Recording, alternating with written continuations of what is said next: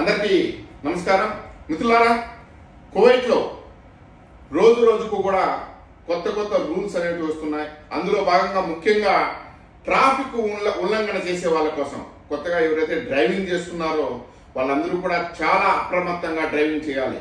ఈ ట్రాఫిక్ ఉల్లంఘనకు కనుక పాల్పడితే జరిమానాలతో పాటు జైలు శిక్ష, దేశ బహిష్కరణ కూడా గురి కావడానికి అవకాశం ఉండదని చెప్పి కువైట్ ప్రభుత్వం హెచ్చరిస్తుంది. ముందుగా రెడ్ సిగ్నల్ కనుక మీరు పాస్ అయిపోతే 150 దినార్ల నుంచి 600 లేదా 1000 దినార్ల వరకు కూడా జరిమానా ఉండొచ్చు, ప్లస్ జైలు శిక్ష కూడా ఉండొచ్చు అని వాళ్ళు హెచ్చరిస్తున్నారు.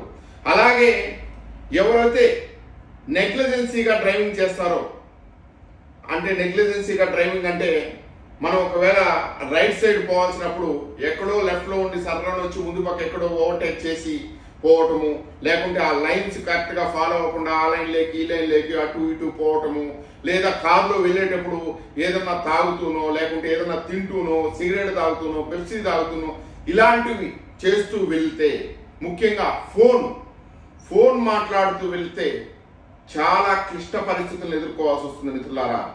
ఎందుకంటే వాళ్ళు మరీ హెచ్చరిస్తున్నారు, ఇవన్నీ కూడా అమలు చేయబోతున్నారు. ఈ శిక్షలు, ఈ జరిమానాలన్నీ కూడా అమలు చేయబోతున్నారు. ముందైతే 50 దినాలు రెడ్ సిగ్నల్ అనేది, ఇప్పుడు రెడ్ సిగ్నల్ నువ్వు ఏదో 150 600 కట్టేస్తామో దాని తర్వాత ఊరుకున్నాం అనేది కూడా లేదు.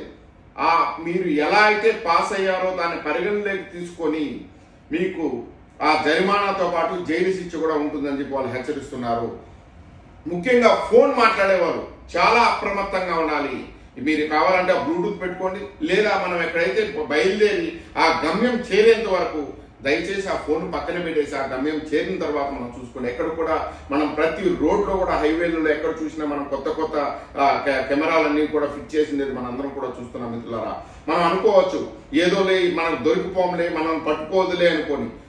ఒకవేళ కనుక అలాంటిది ఏదైనా జరిగితే మిత్రులారా, కొంతమందికి 150 200 250 శాలరీ ఉండొచ్చు. అలాంటి సమయంలో అలాంటిది ఏదన్నా ఒక రెడ్ సిగ్నల్ పాసో లేదా ఫోన్ మాట్లాడుతునో లేక ఏ విధంగా అయినా కనుక మీకు పడితే, ఆ జరిమానా పడితే ఆ 1 నెల సంపాదన అంతా కూడా వాళ్ళ కట్టవలసి వస్తుంది. దాని తర్వాత బిక్కుమంటూ ఇంటికాడ మనల్ని నమ్ముకొని ఎంతో మంది ఉంటారు మిత్రులారా. కాబట్టి మనం ఇక్కడికి ఎందుకు వచ్చామో అది ఆలోచించుకొని నెగ్లిజెన్సీగా డ్రైవింగ్ చేయకుండా అందరూ కూడా తగు జాగ్రత్తలు తీసుకొని ముందుకు వెళ్ళాలి. మరీ ముఖ్యంగా కారులో వెళ్తున్నప్పుడు ఎవరైనా మీ ఫ్రెండ్స్ కావచ్చు, ఇంకెవరినైనా కానీ కారులో ఎక్కించుకునే ముందు 1కి 10 సార్లు ఆలోచించండి మిత్రులారా. ఈ రోజే జరిగిన సంఘటన, నాకు తెలిసినటువంటి ఒక సంఘటన. అతను వచ్చి కాది మకామా వేరే వాళ్ళని కారులో ఎక్కించుకొని వాళ్ళ ఫ్రెండ్స్ వాళ్ళందరూ కూడా ఒకే రూమ్ లో ఉండేవాళ్ళు. వాళ్ళందరూ కూడా ఫ్రెండ్స్ ఎక్కడో వెళ్తుంటే పోలీస్ చెకింగ్ లో పట్టుబడి వాళ్ళని పట్టుకొని, నీ అకామా ఎక్కడ, వీళ్ళ అకామా ఎక్కడ, ఇతను ఎక్కడ పనిచేస్తున్నాడు, నువ్వెక్కడ పనిచేస్తున్నావు, నువ్వు ఇతన్ని ఎందుకు కారులో ఎక్కించుకున్నావు అని చెప్పి 450 దినాలు ఏదో జరిమానా రాశారని చెప్పి మన దగ్గరికి వచ్చింది. అంటే కొన్నిసార్లు ఇది జరిమానాతో సరిపెట్టుకోవచ్చు, కొన్నిసార్లు బండిని సీజ్ చేసి మిమ్మల్ని జైల్లో వేసి నువ్వు ట్యాక్సీ తోలుతున్నావా ఇంకొకటి అని చెప్పి నిన్ను దేశ బహిష్కరణ కూడా చేసే అవకాశం ఉంటుంది. కాబట్టి ప్రతి ఒక్కరు కూడా చాలా అంటే చాలా అప్రమత్తంగా ఈ రూల్స్ అనేది ఇప్పుడు కొత్తగా వచ్చాయి. ఇప్పుడు ఈ రూల్స్ అనేటివి ఈ 22వ తారీఖు నుంచి అని చెప్తున్నారు. ఎప్పుడైతే కొత్త రూల్స్ ప్రవేశపెడతారో చాలా అంటే చాలా కఠినంగా ఉంటుంది ఆ మొదట్లో. ఇది ప్రతి ఒక్కరు కూడా గ్రహించాలి. కాబట్టి చాలా అప్రమత్తంగా ఉండాలని చెప్పి మీ అందరికీ కూడా తెలియజేస్తున్నాను. Thank you very much. అందరూ సేఫ్గా డ్రైవింగ్ చేయండి.